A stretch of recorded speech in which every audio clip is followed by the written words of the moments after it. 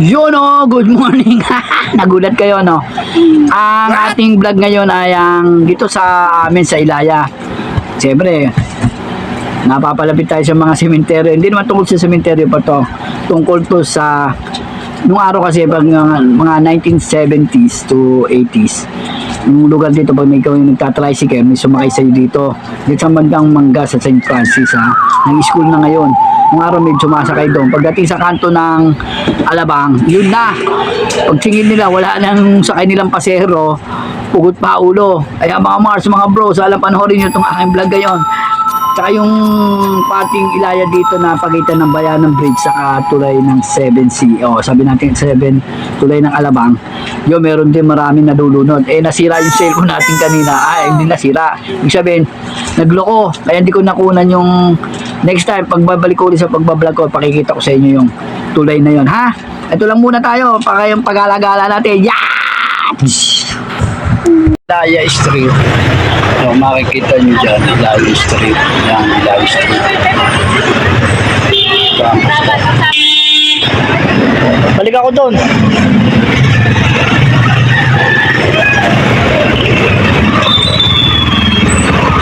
Pasabay!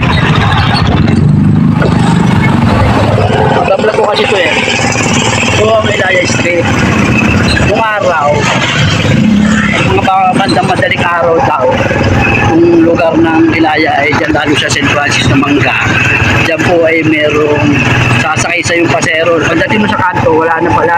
Pugutang ulo. Isa walang muka. Kaya mamaya tuturo ko sa inyo kung saan banda yung sumakay ang pasero nung araw. Ikinuwento sa akin ng tiyo ko na nagdating daw niya sa kanto. Wala na yung sumakay na babae. Wala na mukha kaya nagtatakbo. Hindi na bumalik. Mga bandang 3 to 4 ng madaling araw. Ito po ang Ilaya Street, mga Mars, mga bro. Shoutout muna natin si Harry Ricky. Matagal nang namimiss ko. Hindi nagbablog si Harry Ricky eh. Ayan po, may ito yung pahilis ko pa. Break yung tawagin. Siya dito. Dito sumakay po yung nagsakay siya dito ng tricycle ng araw, mga bandang 3 to 4 dyan.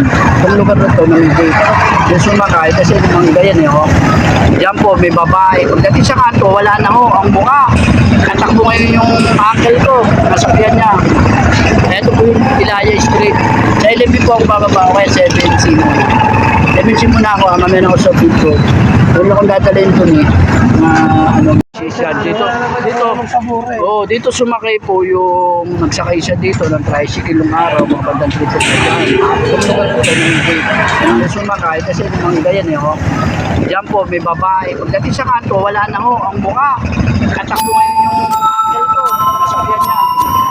Ito po yung Ilaya Street. Sa 11 po ako bababa, kaya 7C muna. 7C muna ako, mamaya na ako sa food ko. Huwag akong dadalhin doon eh. Ilaya, yan gano'n. Bago tatawid dyan ng Bayanan.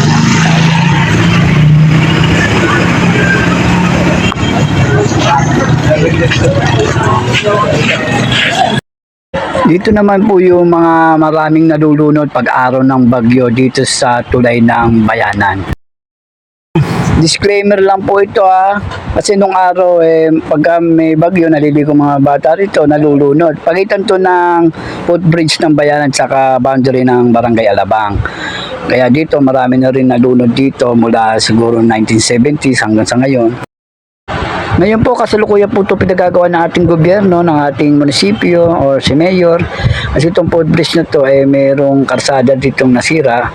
At saka kaya naman po may nalulunod dito, disclaimer lang uli, dahil ng mga bata nung bagyo bukas pa to, din tumatalon sila at naliligo.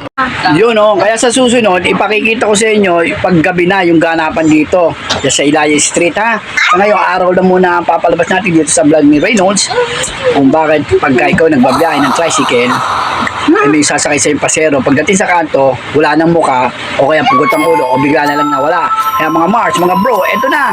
Thank you so much sa inyong panonood sa aking YouTube channel.